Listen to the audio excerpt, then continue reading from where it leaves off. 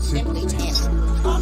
It's a blessing that I'm here, I'm alive. No, I never ever have to cry, cause it's something I know will always work for me on my side. Not a thing I even have to fight, all things work together for my good. Life speaks if you listen, it might be sound. Watch the love come alive. Sharing the truth that inspires. Sharing the truth that inspires. Sharing the truth that inspires. All things work together for my good. Life speaks if you listen, it might be sound. Watch the joy come alive. Watch the joy. Sharing the truth that inspires. Inspired to love. Inspired to grow. Inspired to heal. Inspired to live. Simply Tammy.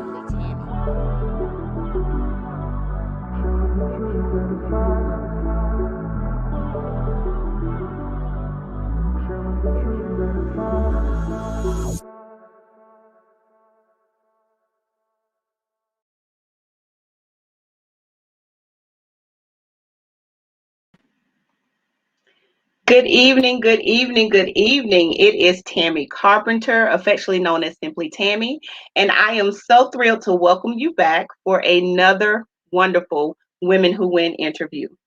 Thank you guys for joining me every week. Those of you who are my repeat community, I'll call you. I'm so glad to have you guys join me. And those of you that come in, you know what we do. I want you to jump in the comments, say hello. Let me know who you are, where you're watching from. We are actually in a platform that until you comment, we don't necessarily know who's watching with us. So I love to see you in the comments. I love for you to say hello. If you're on here to support my guest tonight, I'm sure she would love to hear you say hello. And after you say hello, go ahead and share the video so some other people can join in with you to watch.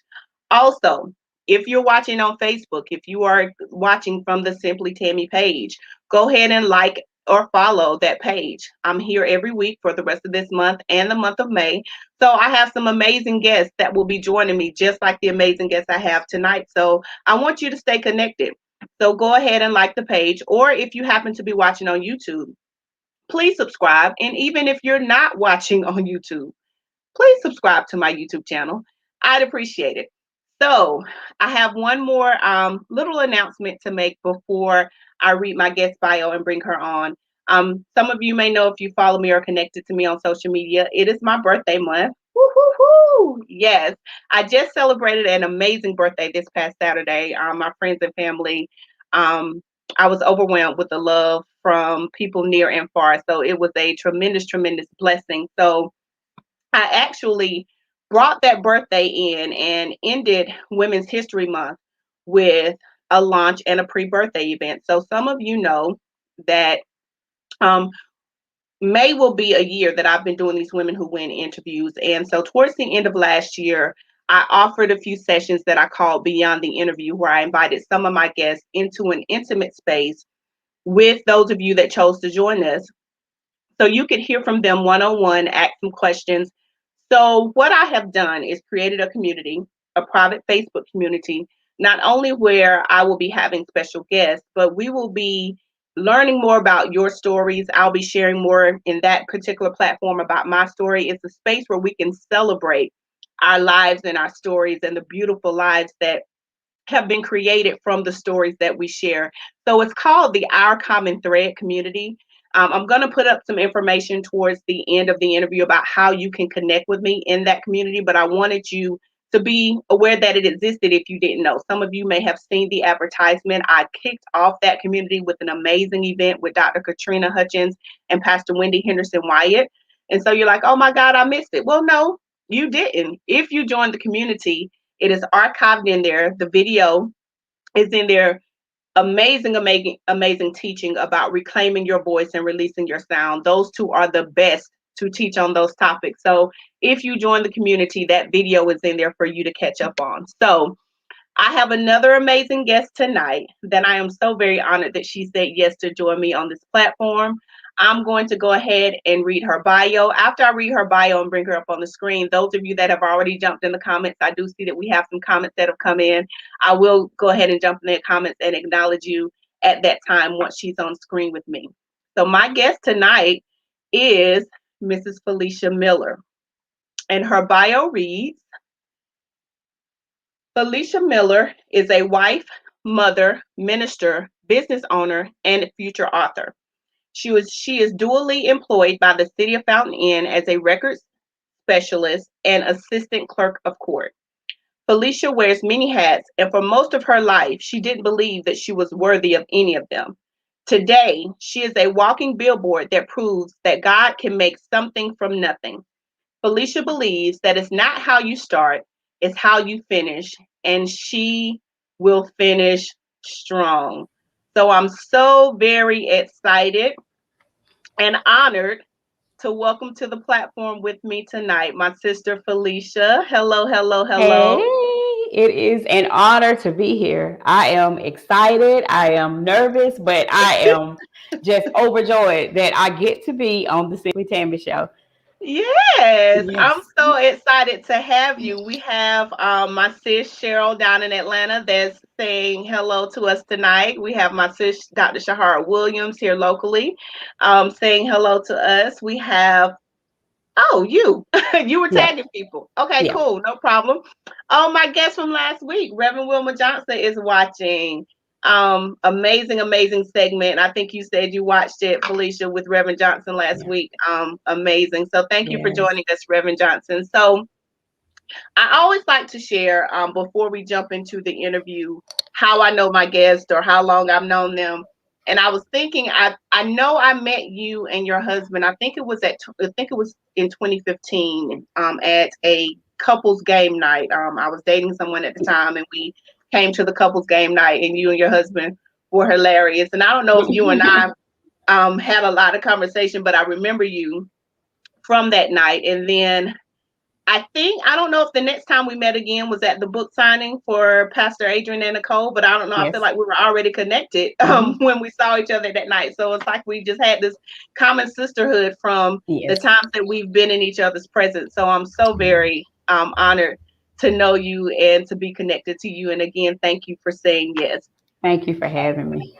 No problem. So wanted to first start off with in your bio, you mentioned that you didn't feel like you were worthy of many of the hats that you wear now. So I want to kind of back it up to who was Felisha before she was a wife and mother, and where do you feel like this feeling of an unworthiness came from?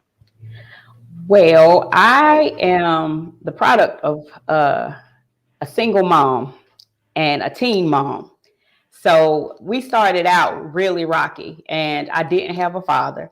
My mom had her struggles from being so young when she had me, and not a lot of family support because her dad was an alcoholic and her mother was really sick. So she had to Mhm. figure life out, on her own and with the baby. So we started out really rocky, but I'm going to say this, my mom is my hero because me having kids right now, the things she had to walk through with me and my sister, I don't think that I could shoulder it. I don't think that I could carry that load. So she's the superhero to me because the things that she endured as a single mom, it just seems like it would be impossible for me to handle it. But in Mhm. all of that, I felt so rejected. And on top of that, I had a learning disability in school. So I never felt like I made the cut in anything I did. I barely graduated high school because I believed the lies. I believed that I had a learning disability. I believed that I would have a hard time retaining any knowledge at all. So all of that and just the struggles of moving a lot. I went to every school in our district because we moved so much. We were very unstable. But again, my mom is my rock star because Right. she handled all that with such grace, and she raised two girls to do the right thing in the middle Mhm. of all of that. So Mhm. um all of that just stemmed to me just feeling like, I can't have a purpose. I walked after I graduated, I took a job that was probably the worst job anybody could have, making like $6 an hour and really working a lot. Mm-hmm. But at that time I was just thinking and I was feeling like it has to be more, but I don't know how to get to the more. I'm not educated. I don't have a trade. I don't have anything. And then God just started dealing with me and telling me who I was. I got in the word. God showed me who my husband was before he knew it. He wasn't even interested in me. So God just started Wow. showing me the plans of my life. Mm-hmm. And as he was doing it, life started coming into me. Did I still struggle with, not being worthy or not being enough? I did. But at the same time, I knew that I had purpose. And as long as I connected to that purpose and I stayed close to his heart and I put my ear to his heart, I knew that I could do it. Even though I had all these limitations on me, myself, mentally, and some were physical, but I still just started listening to the voice of God. You can't go wrong when you listen to him, because Jeremiah 29:11 makes it plain. I know the plans I have for you, plans to give you Mm-hmm. a future and a hope. So if I believe everything that he says, he has a plan. I may not know how it's going to work out, but he has a plan for me. So that is how I started out. I just had a tumultuous childhood, and I was loved. I was really loved by my mom. None of that was ever an issue, but we just struggled a lot, and it made me feel like I didn't have clothes, I didn't have this, I didn't have. So it was just those type things that made me feel kind of like I meant I had no purpose. Okay. So you mentioned um things started to turn as you start talking to God and God started telling you who you were and who. So was spirituality big in your home? Were you raised in the church, or how did you Yes. segue into knowing that God was going to be vital in you finding who you really were to become? Again, my mom, she was single. My mom didn't date. She didn't bring men around her girls. She had us in church. At one time, we were going to church 4 to 5 times a week. Like, she made sure that we were grounded, but still, and not to take a knock at the church, but a lot of times you go to church every Sunday and you don't get, how do I get to this place of overflow? How do I come out of poverty? We in church, but everybody in the church was struggling. So, we had to get to a place where we went to somewhere that was teaching kingdom principles. And once we get to that, you start knowing. But just going to church is not enough if it's keeping us in bondage. And while we were Correct. coming up, we knew God. We knew he was there. We knew the stories. We knew of his power. We knew the miracles. But how do we get to it? And Mm-hmm. until we got to that, we were struggling. But Mm-hmm. yeah, church was a big part of my life growing up. Mm-hmm. Okay, so you mentioned also that you knew who your husband was before he even acknowledged or was interested in you. So I'm going to segue into that question with those of you, you may have heard me mention last week, and you probably saw me in the post, because it's my birthday month. I've had a theme in mind for each one of my shows this week. Last week it was Wisdom with Reverend Johnson. So my theme with Felisha is about life and love, because I know a little bit of her and her husband's story. I don't know. I'm sure I'm going to learn some things tonight. So I want you to start kind of walking us through.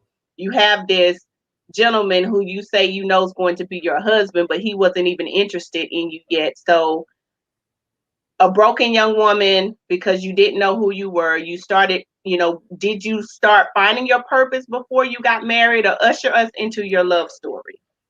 I started knowing I had this yearning before we got married that there's more, that Mm, I can do stuff. Even I can do something big with my life.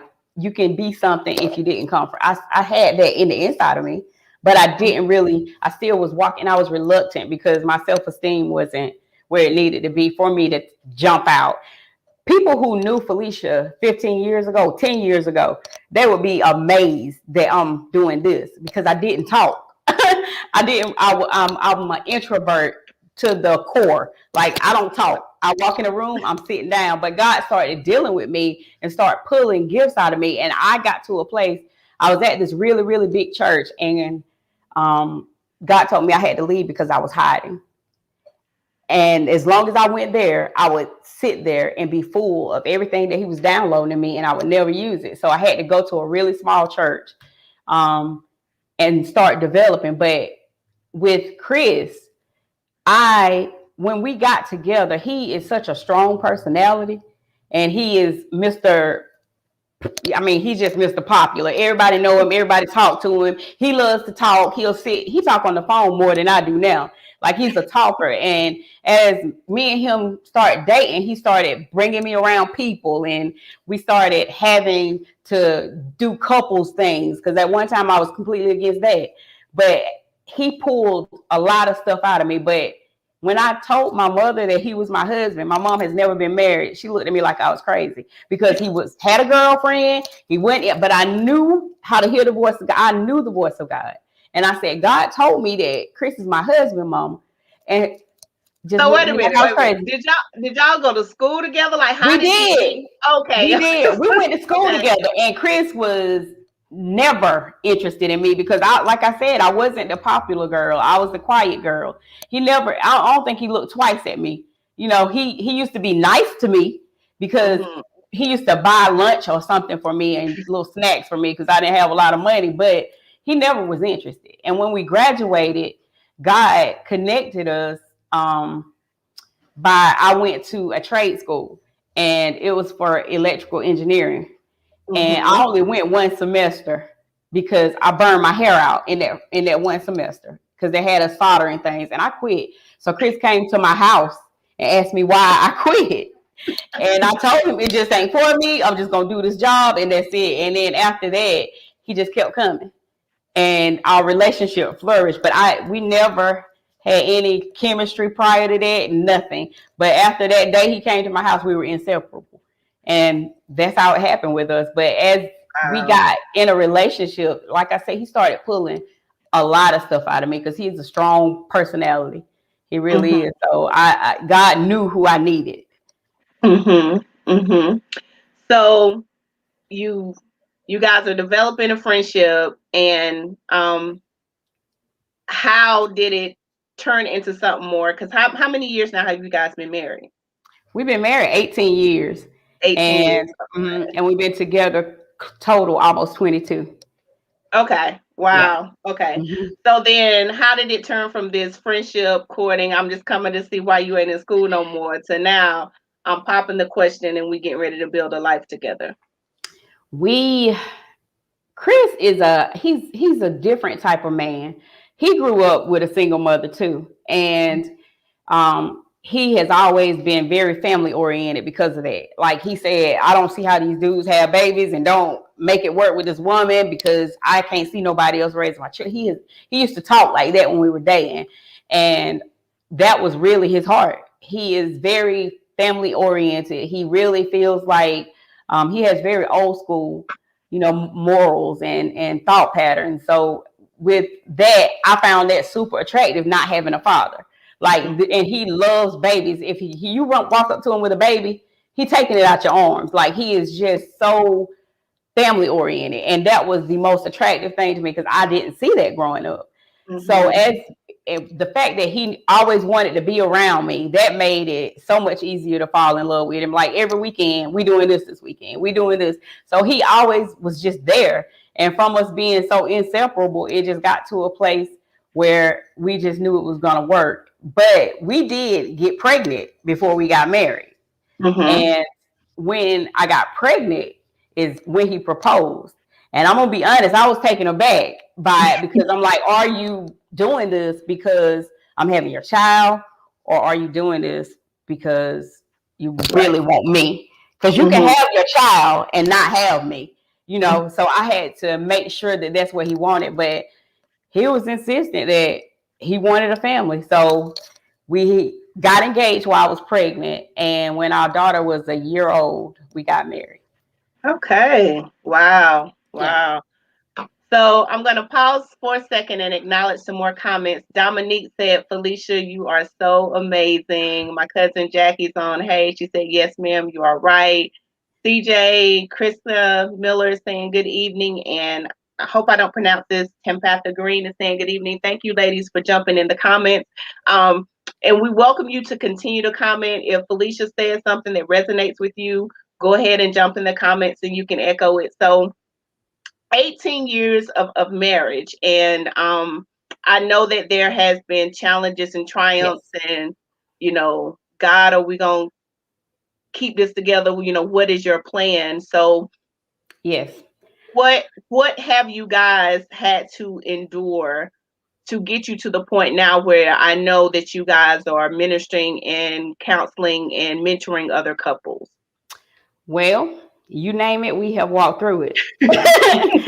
And that is the truth. We have walked through foreclosure. We have walked through being sick enough to die. We have walked through infidelity. We have walked through sick children. Like our son was born with a mass on his back, and he had to have his back split open at a year old. And yeah, then after that, we had years of physical therapy because the mass tethered his spinal cord. So, I mean, it's nothing that we haven't walked through that couples come to us with. I had to have heart procedures done. It's just been so much. But honestly, the worst walk was the infidelity. Me going in, I know that we're called to forgive, but I was challenged with that because I had the mindset, you're grown, you know right from wrong. If you mess over me, you got to go. That was that. Yeah, ain't no place for you here no more. So and I made that very plain in our, while we were planning, while we were dating, I made it very plain. And Chris had an affair, and in that, I packed his clothes. Like, you got to go. And I did everything that is completely out of my character. I don't fight nobody, but I beat him. I did, you name it. I did it out of anger. I was just so wounded, and I didn't understand what to do with all these emotions. Like, what you do with this? You fought him, right? Yeah, I beat him. Okay. I did not touch the woman. And I told her that I really felt sorry for her. I did, that you would feel that you need to do this to get a man. God don't see you nobody else's husband. Me, I had no ill words with her because she didn't bow before God to cherish me. He did. Right. So my problem was always with him. And so I didn't handle it well. I didn't. And while I was throwing my temper tantrums and beating him, he was telling me that he wasn't going to leave. But before we got to the place, because he confessed, I never caught him.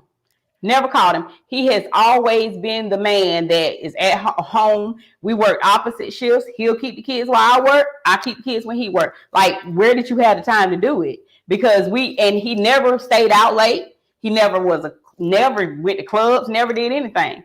So where did you find the time to do it? It just blew my mind. But prior to him doing it, we had went to a marriage retreat in the mountains, and Chris cried the whole conference. Like, we would go sit on the balcony and look at the mountains and have devotion in the morning. He's weeping. We come back in the house, he's weeping. And I'm like, why you weeping? Why you crying so much this weekend?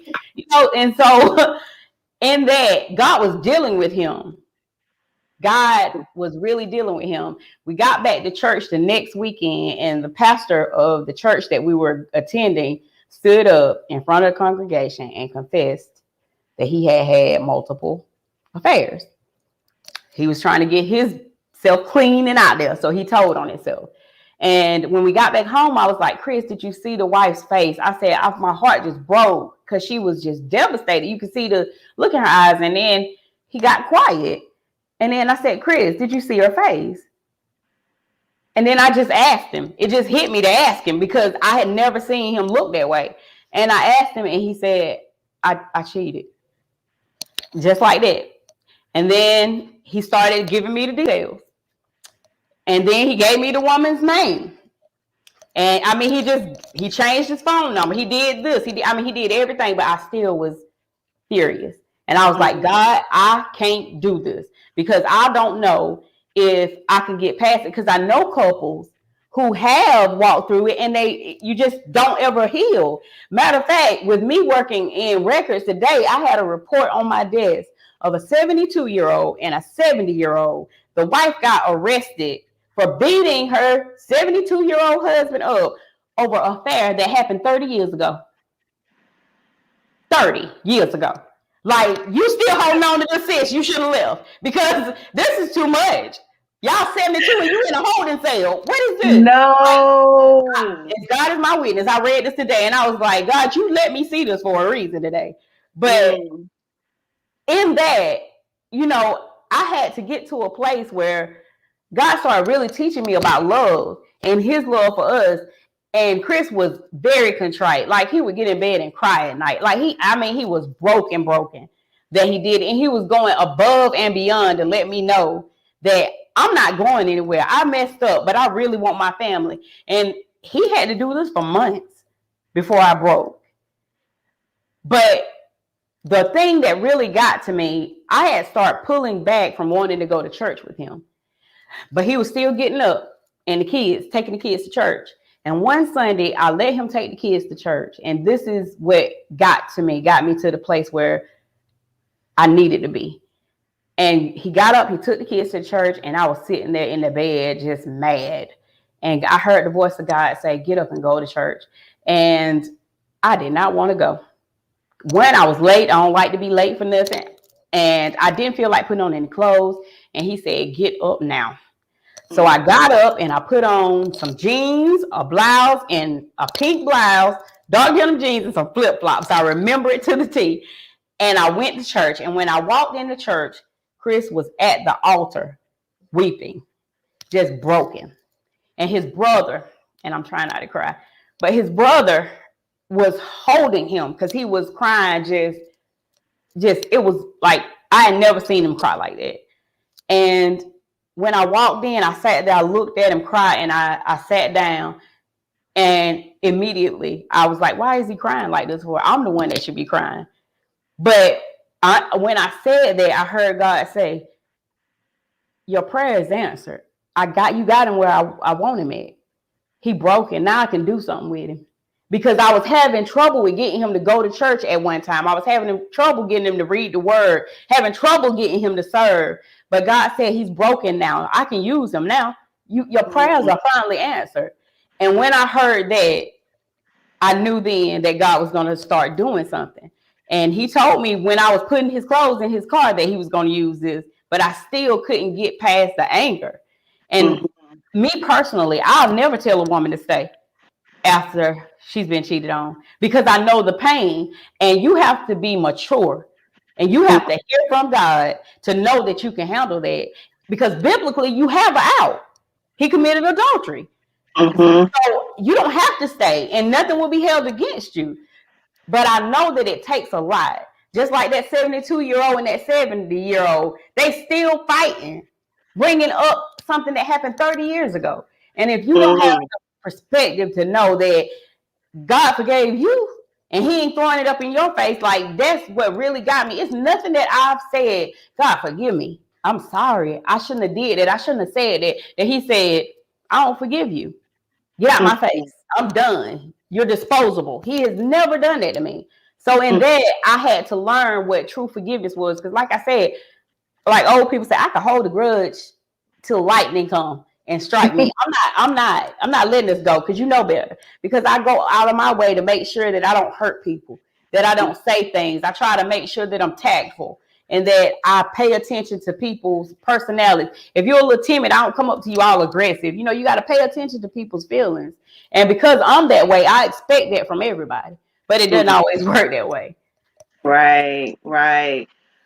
So dealing with this from the perspective of forgiveness and love and moving forward, what did you have to do on your own? Because, I know that there was damage emotionally and mentally, things that you had to reconcile within yourself. So what was your process of healing outside of the reconciliation of the two of you? I had to really pay attention to me. I had to get back to a place, because when you go through that, you question, was I not enough?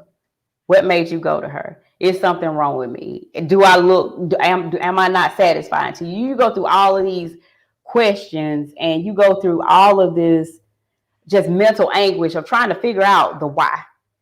Why did you do it?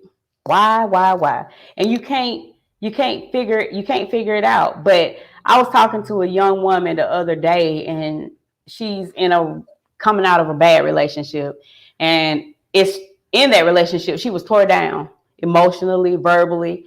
And I said, what makes us feel like we have to stay with somebody that is not going to love you. Because we have, as women, and I mean the literal hell, we will love the hell out of somebody and we be broke. We're broken and we're trying to make sure that everything about them is in line, that they're not upset, that they're fed, that emotionally they feel like they're somebody, and we're broken. So I had to get to a point in that he was pouring into me, but he had to know that I didn't have anything to give back to him because I was working on me. And he had to know, and he was mature enough to know, I can't put a time limit on this, because that pastor told Chris when I wasn't coming to church with him and the kids, you need to make her come to church. And Chris said, you done lost your mind? I messed up. I have to be on her time now. I'm choosing. I want my family. I can't force her. And he stepped back and gave me what I needed. And I had to work on me. Okay, I'm going to get my feet done. I don't want nobody around me, not even your kids. You hear me? Keep your kids at home with you. I need to work on me. So it gets to a point where you just have to step back and work on you. When you're damaged like that, that's why, it's not good for anybody to hop in one relationship after the other, because you're taking trauma. You're just moving trauma. And until then, you're no good. I can't serve in the church right now. I'm going to read my Bible. I'm going to pray, and I'm going to hear from God, and I'm going to let Holy Spirit fulfill me. And that's what he had to go through. He had to go through me really working, because I feel like it's an injustice to us to try to make sure somebody's good that has broken us. I can't do it. I can't do it. I love him and I agreed to stay, but at that time I had to make sure Felisha was good. So then what did it look like? When did you know that you were good, and how were you, the two of you, then able to turn that and be where you are today, where you guys are able to pour into other couples? So one, how did you know, okay, Felisha, you're whole from this now? And then how did the two of you come to the place that you are now with what you guys do in ministry with other couples? It got to a place where, I can't even pinpoint the moment. I really wish I could. I can't, but it just got to a place that all his efforts paid off. And it got to a place where it wasn't on my mind constantly. I can be honest with you, just being transparent. It's times that it still crosses my mind. It never goes away. And I told God the other day, when we do something, you throw it in the sea of forgetfulness and you remember it no more. But the human in me, it holds on to it. And I told him, I wish I had that gift to just throw it in the sea of forgetfulness, and it would be no more. And then it'll be just like it was. But there are moments where it crosses my mind still, but I had to learn what my triggers were. And he had to learn what triggered me. But we just got to a place where it just wasn't there constantly. And he had worked really hard to show me that I'm here for you.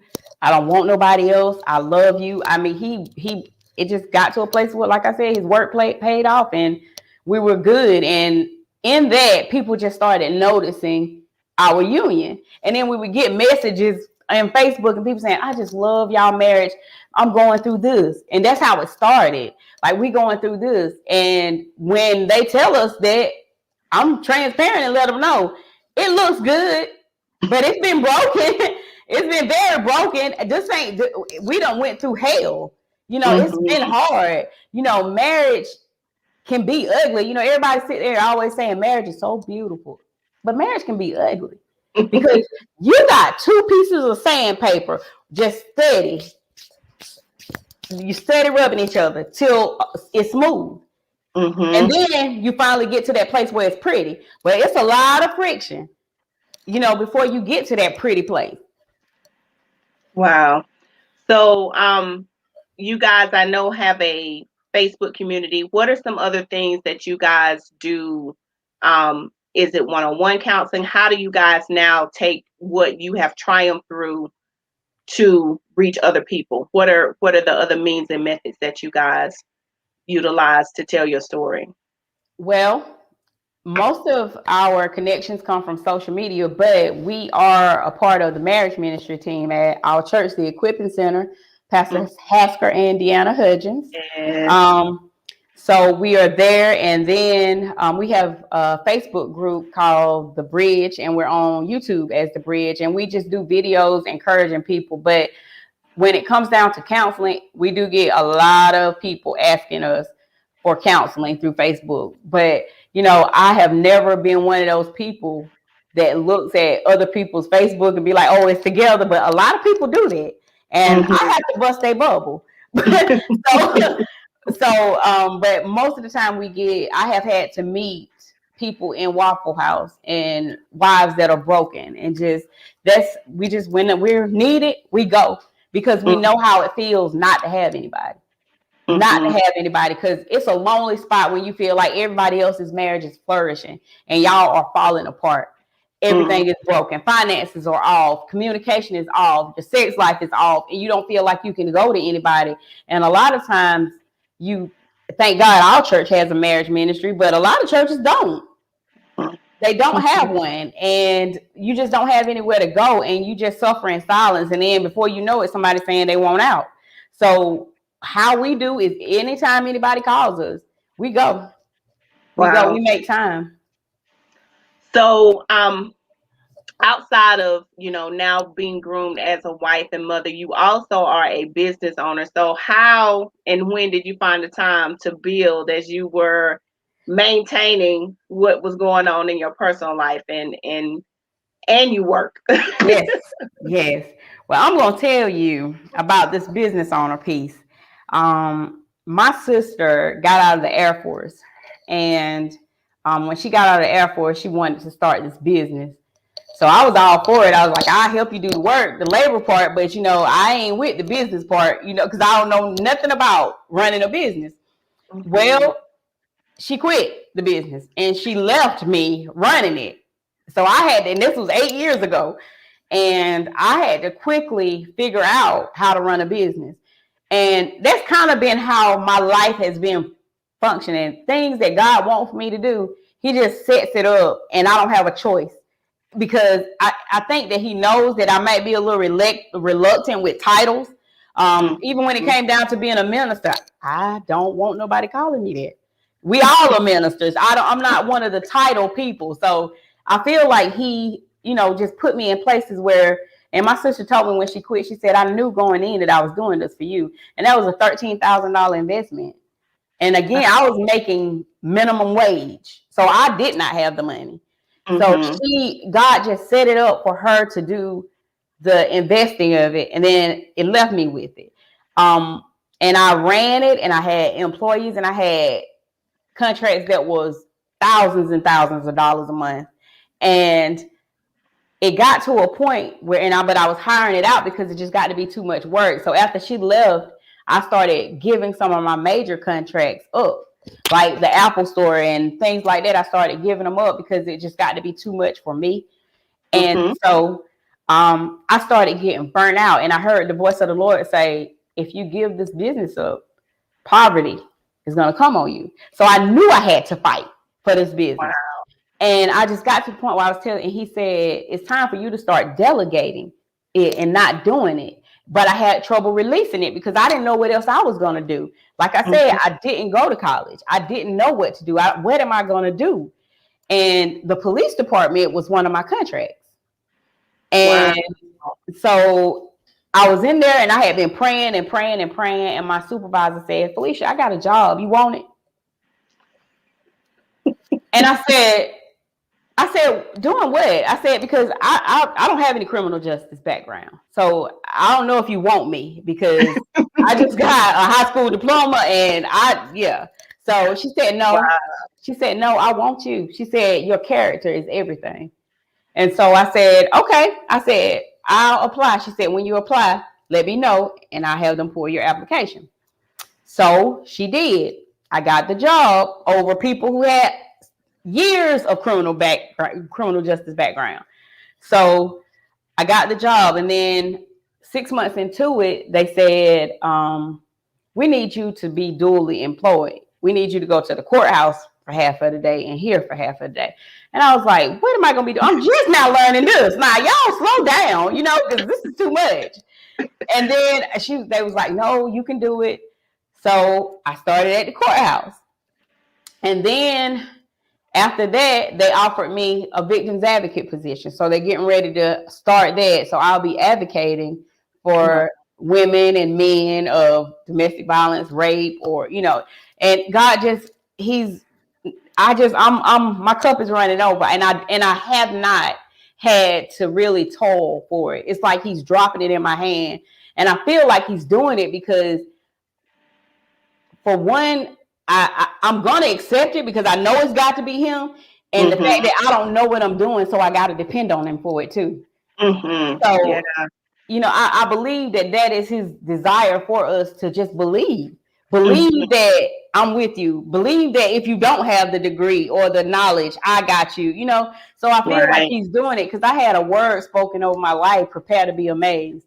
And if it's any more than this, I'm gonna be blown away because it's just like it doesn't make sense how things are falling into my Wow. hands. Yeah. Yeah.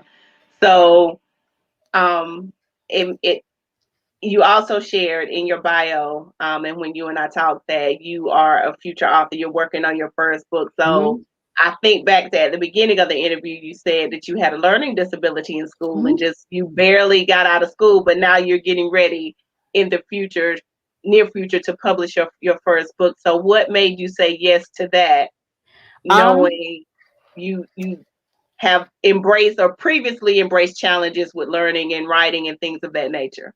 I don't know if Wendy Wyatt will remember this, but she prophesied to me at TEC. And in her prophecy, she told me that I was going to write books. And I was like, who? Do you realize I had to take the exit exam writing part 3 times? Me write a book. So, so Woo. honestly, I was reluctant, but as I started writing it, and the book is about going to a place of mastery. I won't put the title out there, but Mhm, mhm. for a long time, I didn't think I could master anything. But if I depend on God, because he is the one that's doing this, not me. But my maker is my mirror. God is my Mhm. mirror. If I see myself in the image of God, there is nothing, absolutely nothing I can't do. And I tell this to my children, I tell this to my husband, everybody, because my life, if I can get to this place from that little broken girl, having a family, I used to look out my window because we lived in a low income apartment complex, but across the street was big houses. And I would look out my window and pray at night as a little girl to have a house like this and have a family and all this. And God has superseded all of that. If Mm. we believe what he says, whatever you want, whatever you need, it's yours. Wow. Wow. Amazing, amazing. So, I want to, I typically, and I'm going to allow you to share just from what you feel, but I want to first ask you, if there was a young woman who was like Felisha at 15 years old, what would be your words of wisdom or advice to that young woman? The woman who, her circumstances at home don't look good, Mhm. she's not doing well in school. So, what would you say to her from your perspective now? The Bible tells us that we are the head and not the tail. We are the lender and not the borrower. We are above and not beneath. So what I would tell, because if she feels like she's unworthy, she's believing lies. She's believing lies. So what I would say is commit to dismantle every lie, every person, every thought, every place, everything that is making her feel like that, even if it's your bloodline. Because just because you come from what you seeing every day, you're seeing poverty, you're seeing, you open the refrigerator, ain't much in it. You need clothes, you need underwear, whatever.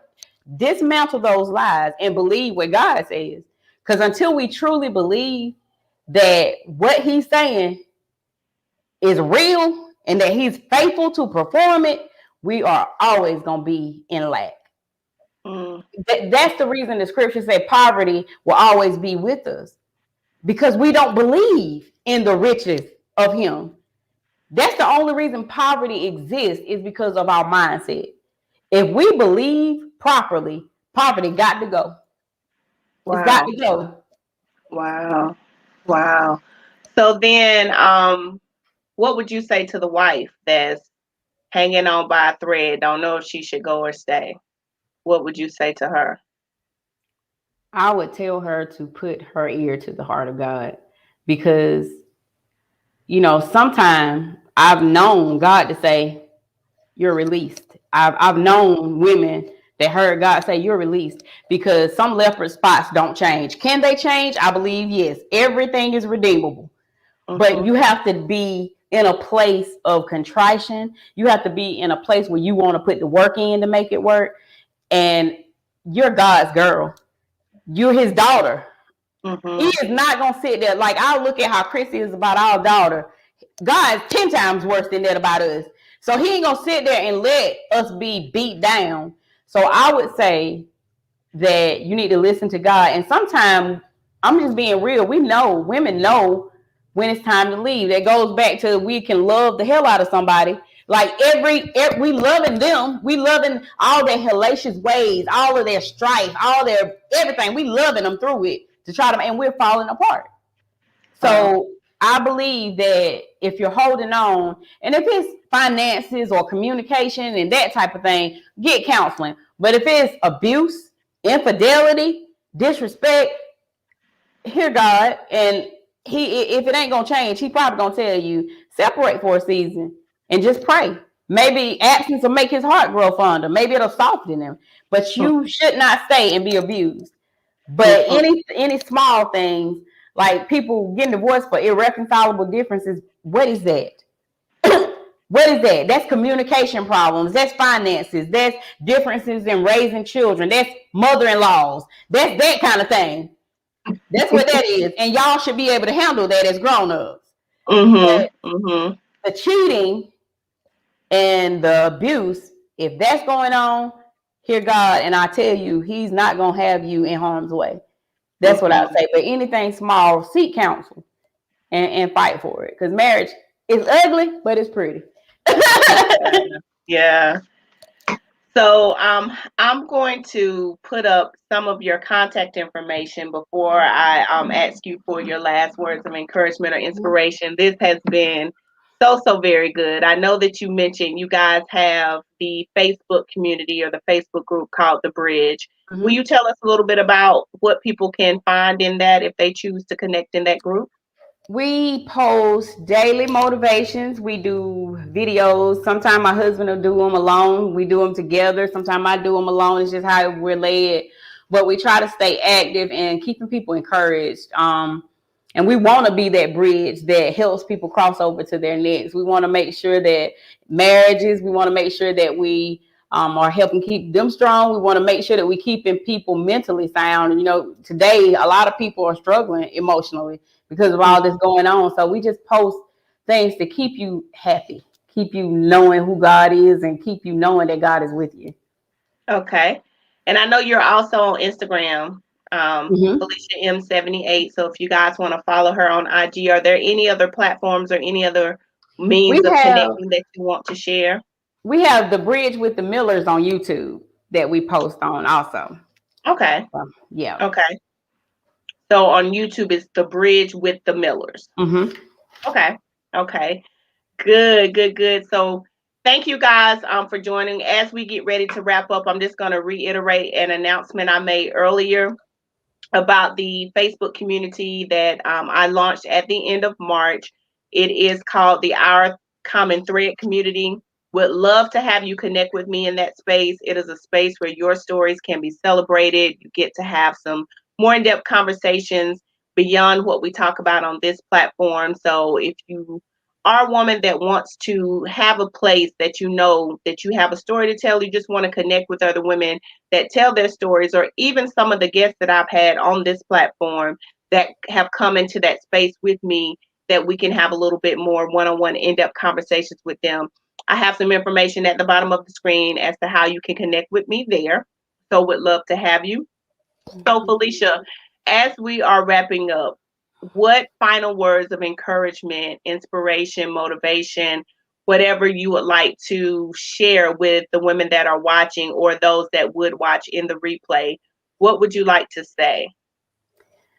I think what women need to hear more than anything is to love yourself.